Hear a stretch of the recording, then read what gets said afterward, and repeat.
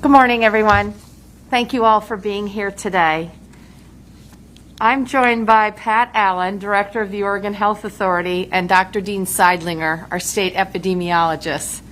And my mask is stuck. Get it? I think it's caught. There we go. Today, we're going to provide an update on the latest analysis of how COVID-19 is spreading in Oregon and discuss an important choice we have to make as a state. 7 months ago today, on January 21st, I established the incident management team to prepare for the possibility of the coronavirus coming to Oregon. This began a coordinated strategy between state and local leaders. 5 weeks later, we had our first case of COVID-19. Since then, unfortunately, more than 24,000 Oregonians have been infected with the virus, and over 400 Oregonians have died. Across our country, more than 5 million Americans have been infected, and over 170,000 people have died. When I issued Oregon's Stay Home, Save Lives order, some folks said it was too rash. Others said it was too late. When I decided to close restaurants and entertainment venues but keep manufacturing and construction open, some said this action was too much. Others said it was too little. When we began reopening businesses, taking a county-by-county approach, some said it was too cautious, while others thought it was too risky. And today, close to 6 months after our first case, some say my orders are too restrictive, that the virus isn't dangerous, or even that it's a hoax. And then, of course, others say I haven't done enough, that we should shut down the entire economy immediately and start from scratch, regardless of the cost to people's livelihoods. The truth is, those commenting on the far ends of this debate, well, they are missing the point. This has always been a balancing act, a tightrope that stretches and weaves between the two extremes, where for each step I follow the data, where I listen to experts, where I take action carefully and gingerly, not knowing whether the balance will hold. Today, Oregon has one of the lowest COVID-19 mortality rates in the entire country. I want to say thank you to every Oregonian, every business, every local elected official who has helped put us in this position. We have truly slowed the spread of the virus. Wearing masks, limiting social gatherings, enforcing health and safety rules, these strategies work. Unfortunately, it's still not enough. Our infection rate is still too high to get all of our kids safely back into the classrooms and most of our schools this fall. To keep students, teachers, and staff safe in our schools across the state, we need to see a much more rapid decline in case numbers, and we need to see it quickly. There are basically two ways to do this. One option, local community leaders, county officials, and businesses, and all Oregonians can step up their efforts to implement and enforce our existing guidelines: face coverings, physical distancing, sanitation, contact tracing, and compliance with isolation and quarantine. The other option, we can implement further business restrictions and travel restrictions for people entering Oregon or returning from trips outside the state. I believe, and the data indicates, that either one of these strategies will work. Either one will drive down the spread of the virus more quickly. Either one gives us a fighting chance to open up in-person instruction and K through education in much of the state later this fall. But one path has a far greater cost than the other. Closing businesses across the state, like we did with the Stay Home, Save Lives order, works to control the virus. but the economic cost is extraordinary. Behind every business closure are real people who have lost jobs and lost income, families pushed to the brink. Each of these economic costs carries a public health consequence as well. It may come in the form of skipped meals, late bills, added stress, and increased tension at home. And all too often, it may include self-harm, domestic violence, or suicide. Economic costs have real health consequences. That's why I have been so reluctant to order further business shutdowns. We can wrestle this virus to the ground and set an example for the nation. I know that local leaders, businesses, and workers can step up and get the job done. Earlier this week, I challenged local elected officials and business leaders to step up their game. I asked our business leaders to take additional steps to ensure employee and customer safety, to reach 100% implementation of our health and safety protocols, making sure people are wearing masks and staying 6 feet apart. Local officials need to conduct more business inspections in places like indoor entertainment venues and restaurant kitchens. Community leaders need to make sure that as new cases are identified, we are connecting people with economic supports to help them stay home and quarantine, even when they have mild symptoms. We do have resources available so that people can afford to stay home. We need to get that money and help out in the communities where it's needed. Local officials need to get creative about enforcing rules against large social gatherings, big house parties, pool parties, and so forth. Too many cases over this summer have come from these informal social get-togethers. I'm here to deliver a message to local elected officials, local community leaders, and business leaders, and to every single Oregonian. Now is the time to step up even further. Many of you have stepped up and are doing incredible work complying with the guidelines and keeping people safe. Right now, I'm faced with a difficult choice. We have stabilized at roughly 300 cases per day in Oregon. We need to get down to roughly 60 cases per day. And opening classrooms for in-class learning, including childcare and K through 12, is my priority. If we cannot improve our trajectory over the rest of the month by increased compliance with already existing policies and guidelines, unfortunately, I will need to add more restrictions. When it comes to controlling the virus, we have the tools. We need you.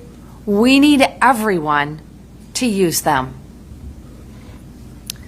Before I wrap up, I want to share a few other brief updates. First, Lincoln County had held back from applying to move to Phase 2 for some time while they addressed an early and large workplace and community outbreak. Their numbers are much improved, and we have notified them that they are likely to be in a position to move to Phase 2 by Labor Day if current trends hold. Second, 3 weeks ago, we moved Morrow County back to Phase 1 and moved Umatilla County back to baseline stay-at-home status. After a solid decline in case counts, today Umatilla County will move to Phase 1. Morrow County, Malheur County will remain in Phase 1 as well. Finally, yesterday, we announced that we're taking Marion County and Wasco County off the county watch list now that they have addressed the high rates of unexplained community spread in their communities.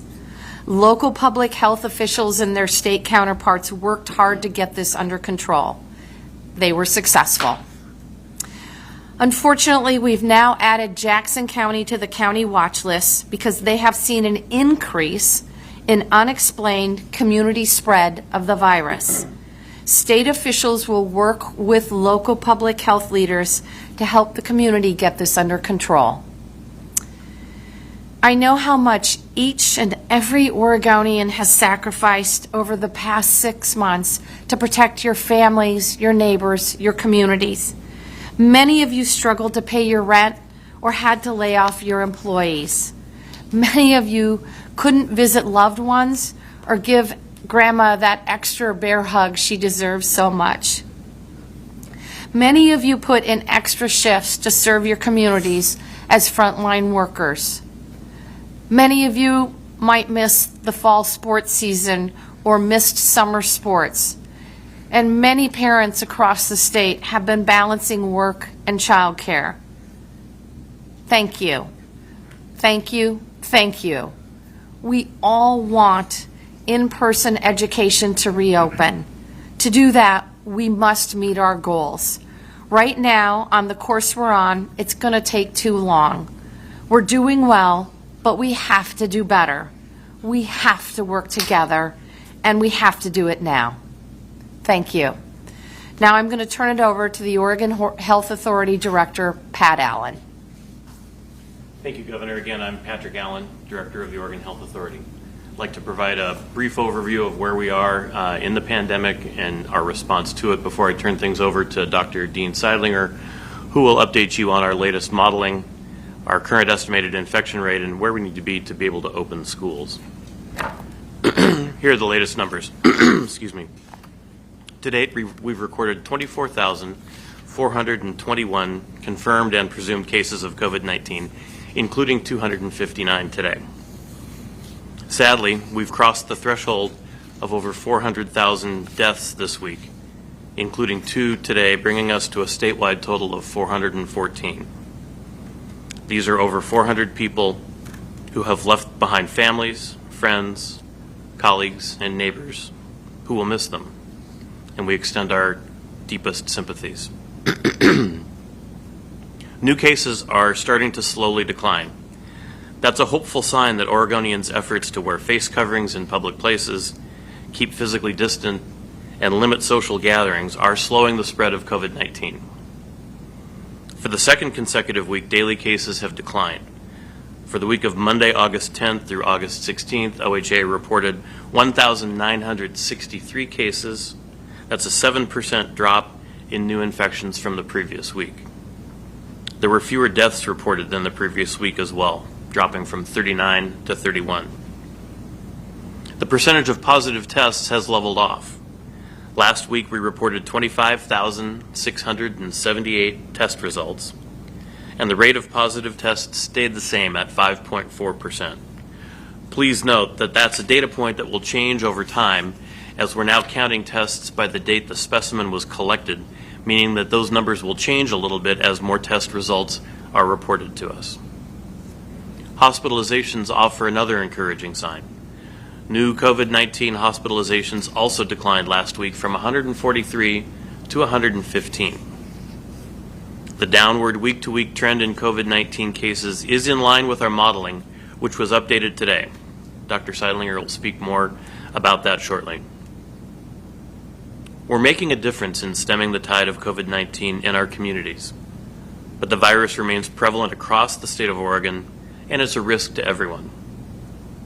We're on the right track. Now we need to step on the gas. I want to share one more encouraging development on COVID-19 testing. This week, we secured an agreement between the Oregon State Public Health Laboratory and Thermo Fisher that will provide testing supplies to add over 20,000 tests to our weekly capacity on average through December, or about 400,000 tests in all. The tests will be distributed to certain qualifying laboratories, increasing Oregon's overall COVID-19 testing capacity. The new agreement builds on one that the state lab had in place with Thermo Fisher and the U.S. Department of Health and Human Services in May and June, under which the state lab received and distributed supplies for some 130,000 tests. The State Public Health Lab will continue to distribute test kits to its current partner laboratories and will reach out to additional qualified labs to further expand testing capacity in Oregon. Adequate testing is important to slowing the spread of COVID-19. If we cannot test people and get the results back quickly, we lose our ability to take steps to keep the virus at bay. This agreement will help speed up results and ensure we have more capacity to test as needed.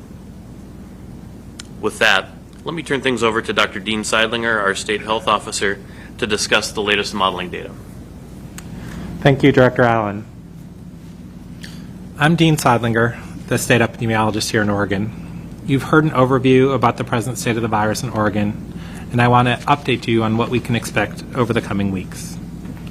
Our latest report shows that the transmission of COVID-19 is slowing and that we're seeing this declining transmission, which started at the beginning of July. The new report, again, models 3 scenarios, and all 3 suggest that the actions we're taking are working to flatten the curve. If our transmission continues at its current rate, our estimated number of weekly infections will remain steady at approximately 900 over the next 4 weeks. Severe infections, meaning people that need to be hospitalized, would remain stable at about 19 per day.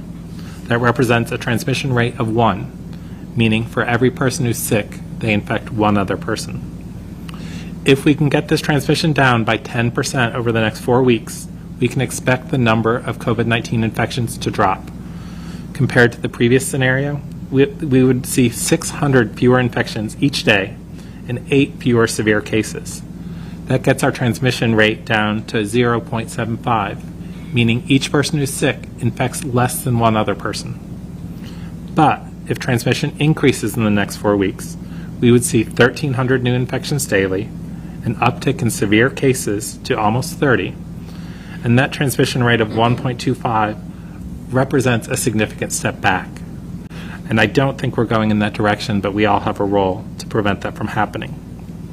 So while our COVID-19 data shows that we're doing better than many other states, the virus continues to be a significant threat in our communities, and we're not close to keeping the infection rate at a level we need to reopen schools across Oregon. We've made progress. The model shows that our collective actions have reduced transmission rates since the increases we saw after we reopened. And we see that confirmed by the leveling off of numbers that Director Allen presented to you. Oregonians have flattened the curve again. But as the charts behind us show, we're still months away from driving infection rates down to a level which we could safely reopen schools. We need to cut our transmission down from 1 to 0.75. Currently, we estimate that every person who contracts COVID-19 is passing it on to one other person, and we need that to decrease. To safely reopen schools, we need to make sure that people who become infected are passing it along to fewer numbers of people so the virus is not spreading at a sustainable rate. I want to tell you a couple of stories about what we're seeing in the data here in Oregon. When we talk about workplace outbreaks or outbreaks in a skilled nursing facility, most people probably understand what that means. But when we talk about social spread, people may have a harder idea. So I want to share a couple of things that our epidemiologists and our local public health authorities are seeing. We had a young adult who attended a family gathering. Later on, a family member at that gathering tested positive. But unbeknownst to that person, they went to a wedding, and they participated in that wedding and developed symptoms and tested positive after the wedding. Another member of the wedding party, as well as the bride, became sick, with other Oregon guests testing positive, and reports of multiple guests who'd come in from out of state being sick as well. One of those guests then had contact with about 30 people while they were potentially infectious, most of those being people that person worked with. And subsequently, we've seen 10 cases in the workplace. So that's how attendance at a family gathering, something we all yearn to do, where we often let our guard down because these are our family members that we haven't seen in a while, can lead to multiple cases in multiple gatherings, in workplaces, and across state lines. We also saw a large family coming from 9 different households who wanted to get together for a vacation and spend some time together. What we've seen is 15 people from that gathering have gotten sick, ranging in age from young kids to grandparents who are at most risk for severe consequences from this disease. Again, we all yearn to get together with our families, but we need to do so in a safe manner, in smaller groups, and use technology, to keep in touch while we ask you not to get together in these larger groups right now. So how do we do that? how do we keep the pressure on COVID-19? First, we ask you to stay apart from people outside your household and limit the size of those gatherings. When you're outside, keep your physical distance and wear a face covering. We know that many people are following these guidelines, but not everyone. So we need all Oregonians to maintain safe, healthy actions to fight COVID-19, to drive our infection rates down so that we can reopen schools and get closer to the return of normal life in Oregon again. These are actions I'm not asking you to take today or this weekend or next week, but over time. We're in this for the long run, and we need to take these actions and keep up the pressure. Thank you. I think we're ready for questions. Charles, thank you. Dr. Seidlinger. Thanks everyone for joining us today. Just a quick reminder, please press 0 to get to ask a question and go to the operator. We're going to start with Dan Tilkin from Coin. Go ahead, Dan. Governor, thank you. You talked about the possibility of further restrictions. What would those further restrictions be? And somebody told me that you told a group of county leaders that it would be 270 days before kids would be back in school. Is that true? Thank you for the question. In terms of your first question, I think the additional restrictions that are on the table are closing certain businesses. One that comes to mind, obviously, are bars and restaurants. A number of states have taken that direction or moved those services entirely outside. The other thing that might be on the table is travel restrictions, requiring people to quarantine if they come, for example, from a hotspot state, or if Oregonians travel to visit their aunt or family in another state, having to quarantine once they come back. So those are the types of things that are on the table. Again, it is my hope that we don't have to issue further restrictions. We know, based on the data, that if Oregonians continue to adhere with the social distancing guidelines and the face covering guidelines, that we can get where we need to be. The timeline, and I don't know if you can see the chart, but essentially at the current disease replication rate that we have, it will take roughly over 200 days before all of our kids can get back into the classroom. As we said, this isn't good enough. It's not good enough for Oregon, and it's certainly not good enough for our school kids. So if we can get the R0 factor down to 0.75, the R0 factor being the replication factor, it can happen in as little as 6 weeks. So it's honestly all up to all of us, and it's going to take collective effort and collective action. I've asked community leaders, business leaders, and business owners to step up. I've asked elected officials to step up compliance efforts. We can get this done. Thanks, Dan. We'll go next to Lachey Wesley with K2 News. Go ahead, Lachey.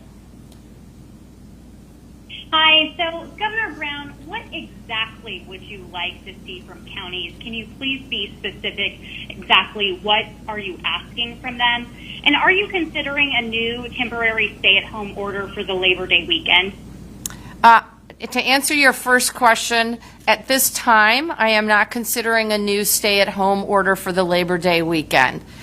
In terms of what are we asking local elected officials to do, I would say 3 things. Number 1, lead by example. Number 2, educate first.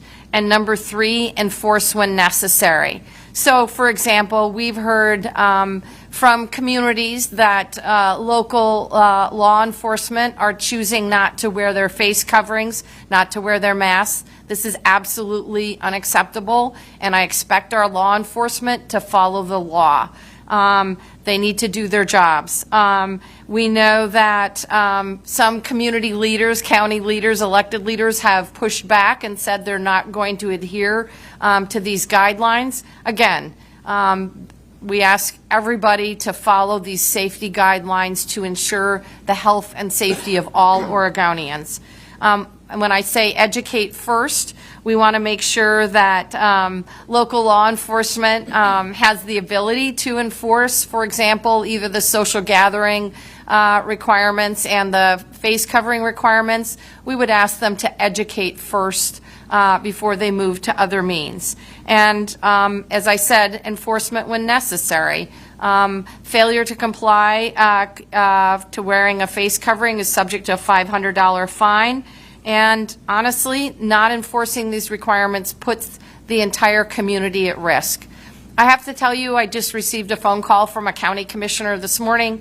She had a great idea about training volunteer employees to go into businesses and ensure that they're adhering and complying with social distancing and face covering requirements. It's a great idea. The reason why I had conversations with our local elected officials and business community first is because Oregonians are really creative and innovative. We can innovate our way through this problem, and all of us working together can do much better than each one of us working alone. Thanks, Lachey. Next up, we have Ted Sickinger from the Oregonian. Go ahead, Ted.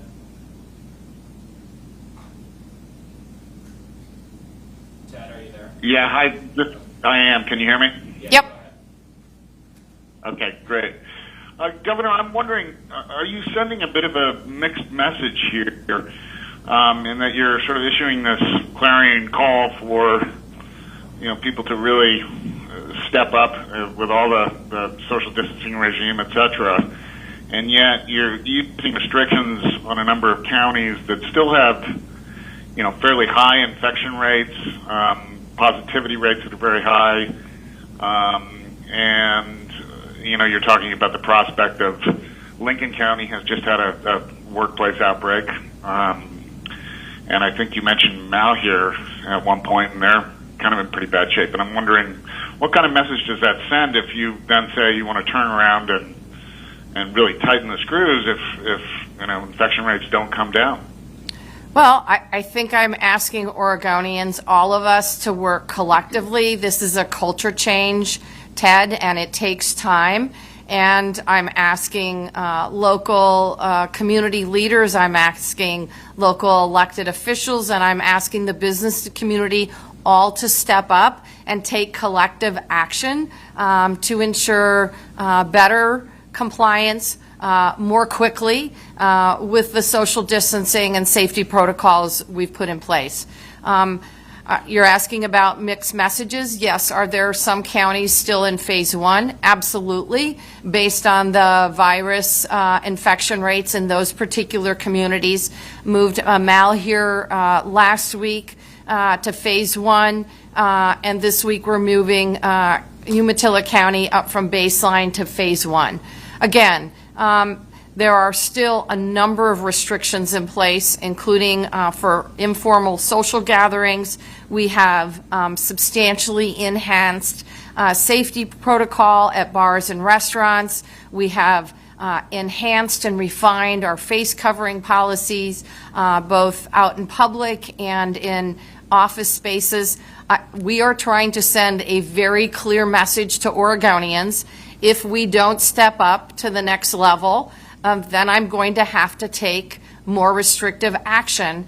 And that is a decision I am reluctant to make. And it's a decision that by all of us working together, we can prevent.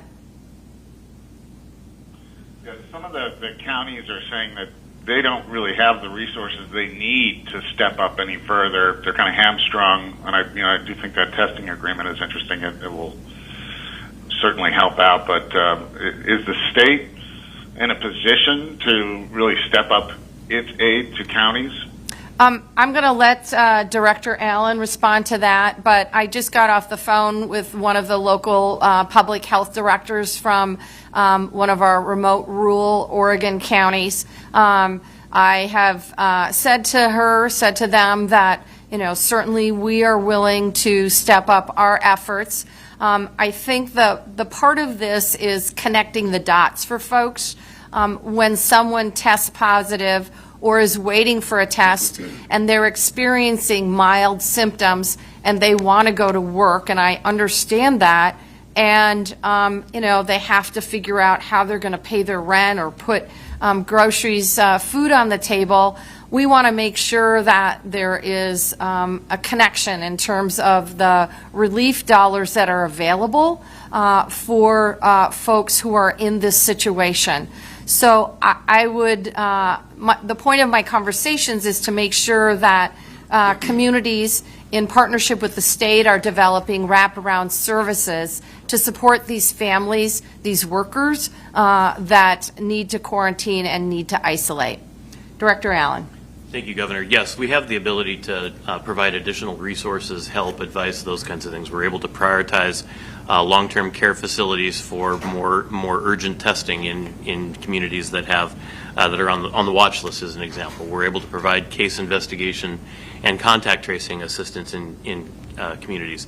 I think one of the challenges that we have is we can't just do that stuff unilaterally. We have to be able to work in partnership with local public health, with county government, and with others to be able to make that work. And honestly, we've had circumstances where there's been a problem and a county has reacted immediately.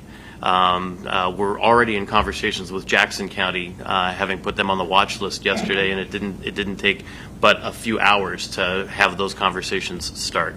We've had other counties where the watch list didn't seem to generate much interest at the local level in trying to make use of resources, and so we've kind of taken further steps to try to engage that, and ultimately it works. But those resources are available and can be deployed.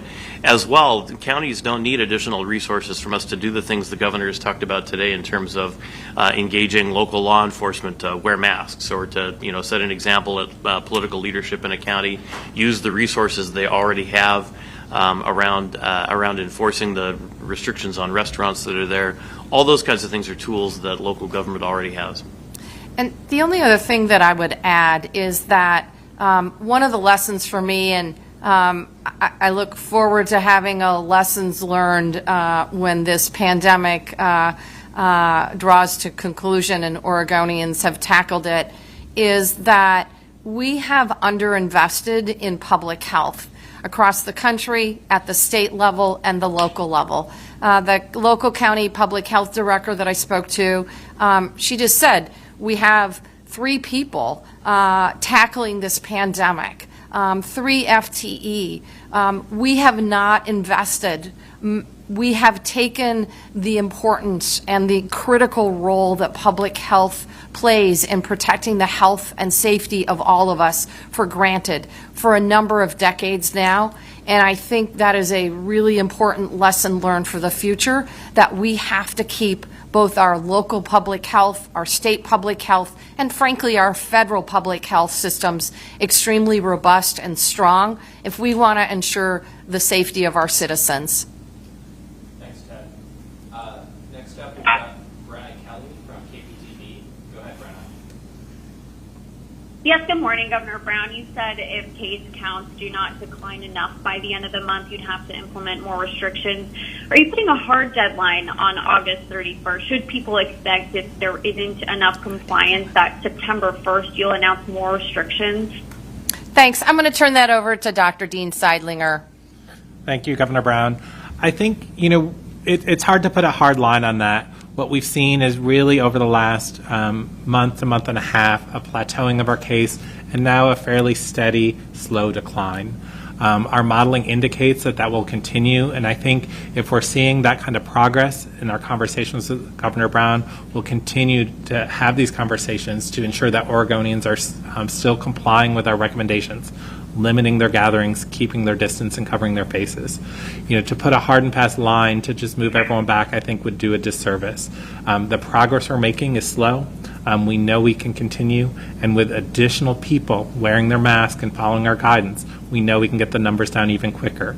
That number of getting more Oregonian students back into school safely, those students and staff returning safely to school, is within our reach. It's 6 weeks away if we all continue to do our job, and getting those students back into school is a great relief, not just for those students, those staff who can return to school safely, but those parents who can also stop, being classroom teacher and working full-time from home, with all the distractions that entails. So I think, we have some work to do, but it's attainable, and I think if we continue to see the progress we're seeing, the governor, will be able to continue this current course. Next up, we have Bill Fuller from the Statesman Journal. Go ahead, Bill.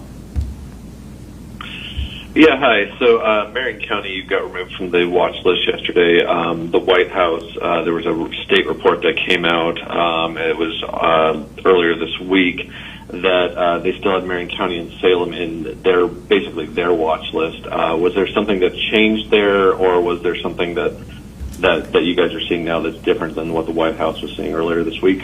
I can't answer the specifics of that question, but I do know that some of the information that the White House is using is not always up to date or accurate.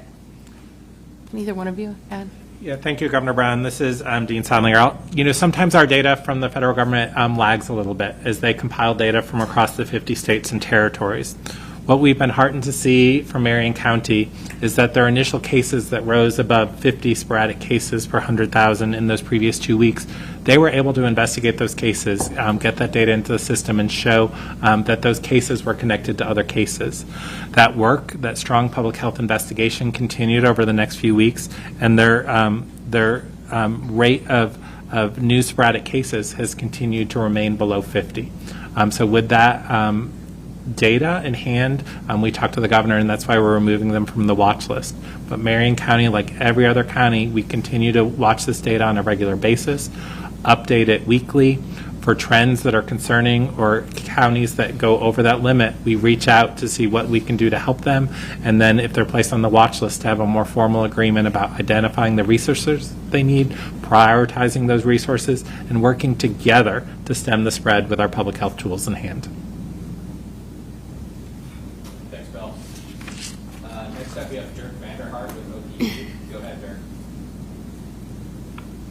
Yeah, thanks. Good morning, Governor. A little bit off topic, but still about the response here. You're the only governor that didn't impose a moratorium on disconnections of utilities on the West Coast, at least. And, there has been a voluntary moratorium that is now ending for some segment of utilities. I've been trying to figure out exactly what you saw that Governors Inslee and Newsom didn't see when you decided not to issue a moratorium and restrict, people having their utilities disconnected at this very hard time. Can you offer some insight? Yes. No one should go without electricity during this crisis. And we have been working with utilities to ensure that there are no cutoff notices. We've been working collaboratively is how I would describe it. In addition to the CARES Act, I worked with legislative leadership to secure $15 million for low-income home energy assistance program. If Oregonians need assistance, they should call 211 or visit 211info.org.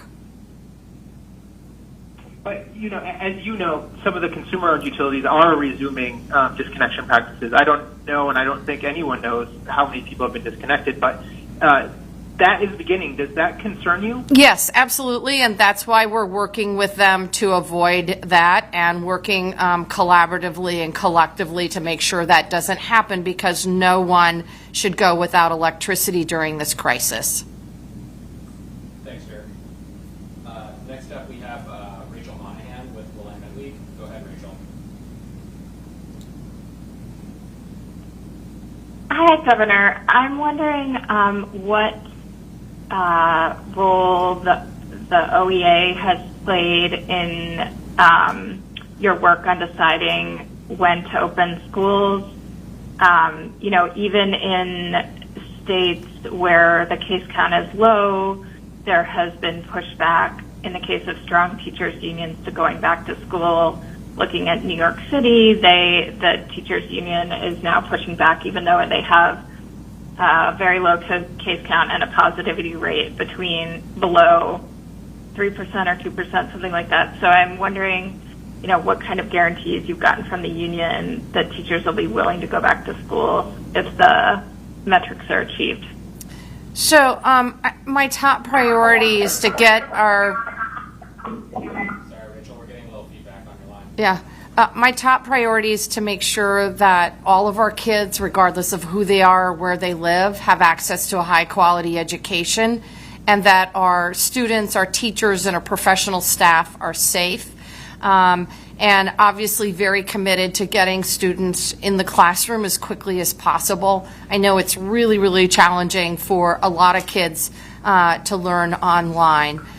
In terms of my conversations with the Oregon Education Association, I have had multiple conversations with the OEA, and I am continuing those conversations through my Healthy Schools Reopening Council. We have a number of teachers, of educators on that council, and they are participating fully in that conversation.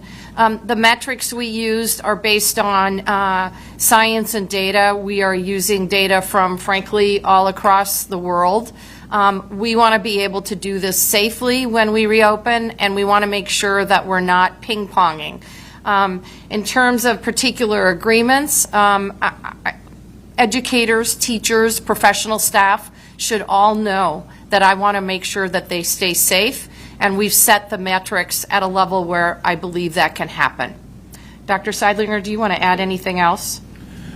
No, Governor Brown, I think that's all correct. I think the safety of the students and staff in schools has been at the forefront of our discussions with the Oregon Department of Education and partners across public health and education.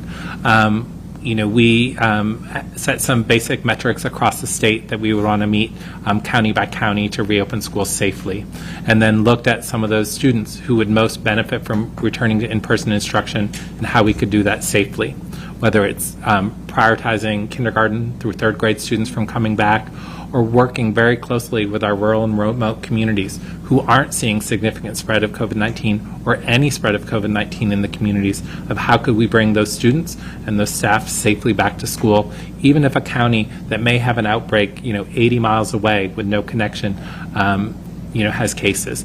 So I think we set up some very strong metrics for public health about when it's safe to return students and staff back to school, and the Ready Schools Safe Learners Guidance sets us some very strong guidance about what schools have to do to protect the health of the staff and the students who return, and those blueprints have been filed with the Oregon Department of Education, shared with local public health, and that's what we will work together to keep everyone safe in schools.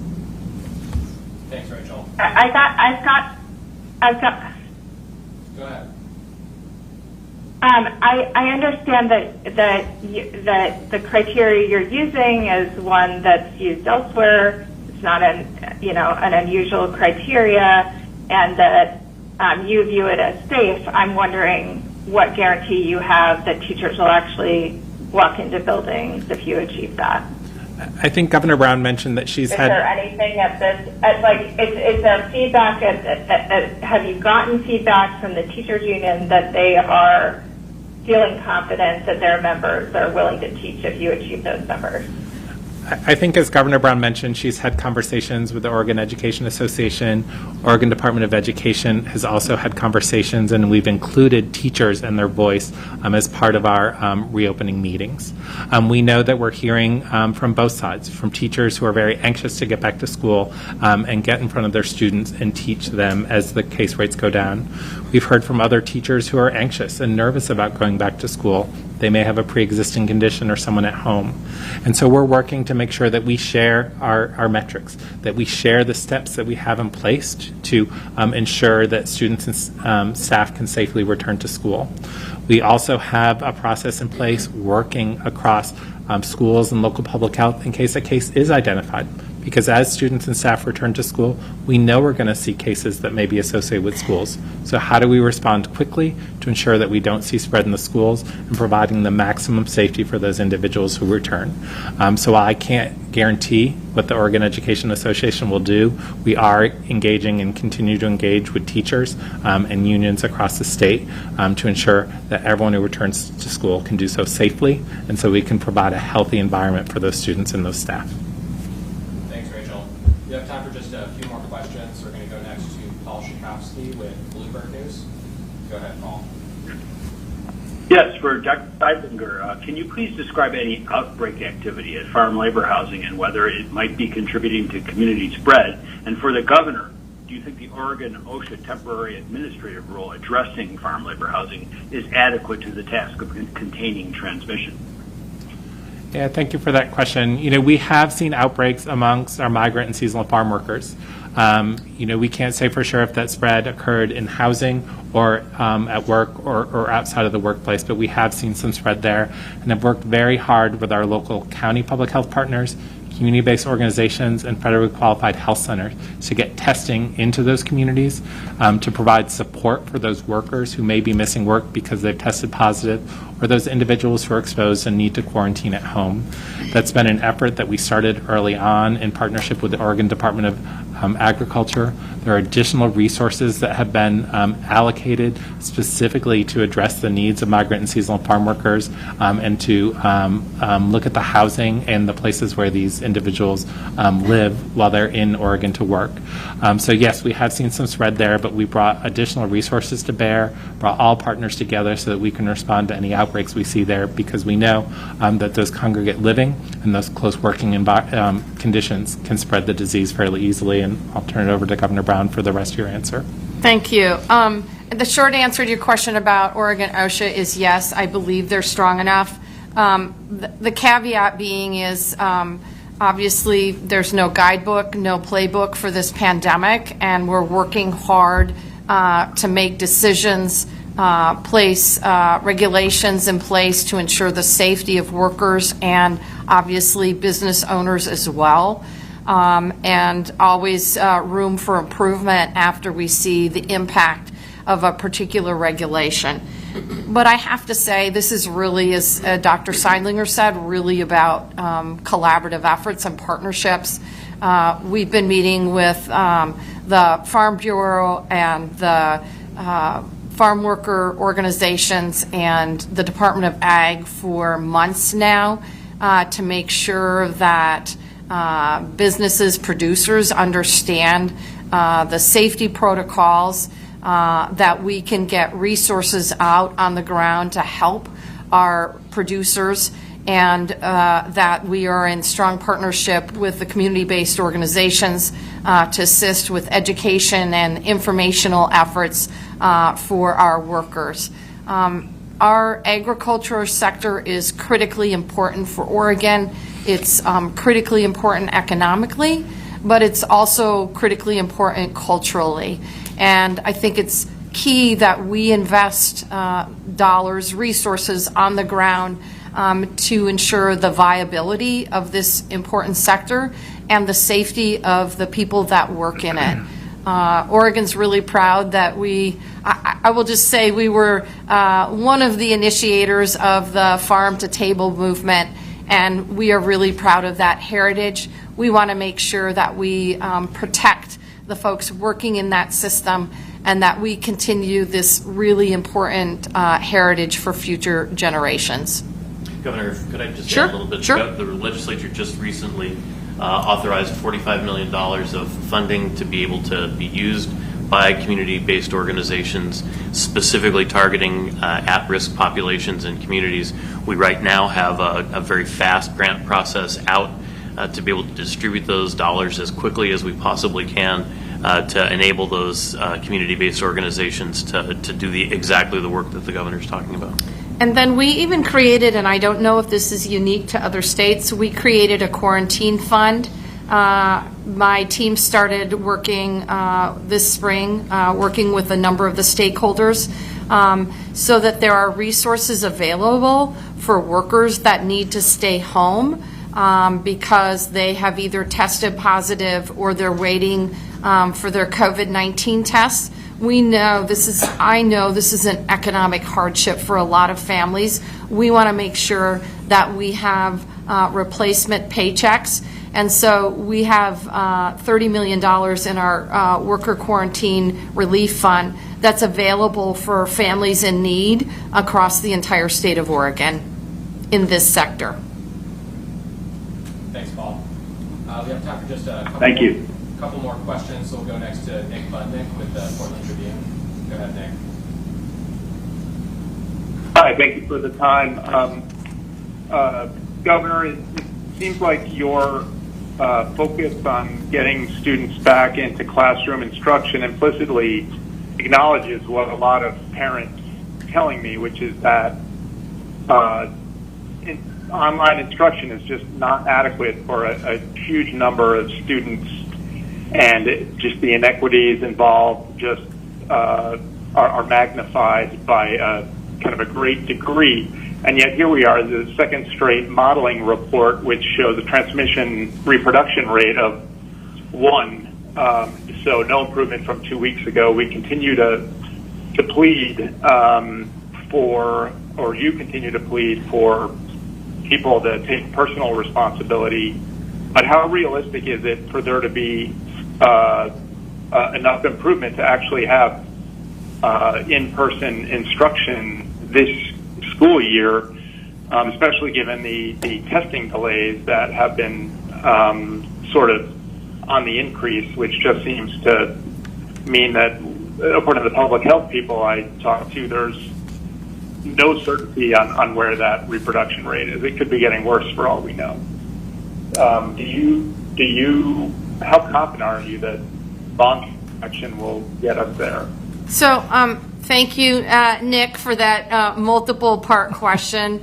In terms of the testing delays, there's no question that Oregon, along with many other states, are facing a challenge in terms of adequate testing supplies. My team and I have been on the phone with federal authorities and the White House in the last couple of weeks requesting additional support and supplies. Director Allen just talked about the recent agreement with Thermo Fisher.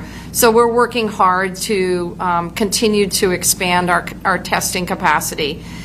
In terms of this choice, I'm laying it out very, very clearly for Oregonians. We have a choice. We can continue to follow these comprehensive safety protocol and do more of it, do it faster and do it better, or we have the option of closing down businesses. And I know that also comes with health costs as well. I think what is different this time around is that we have very clear modeling data, and I have asked local elected officials, I am asking the business community, I'm asking everyone to step up with enforcement efforts.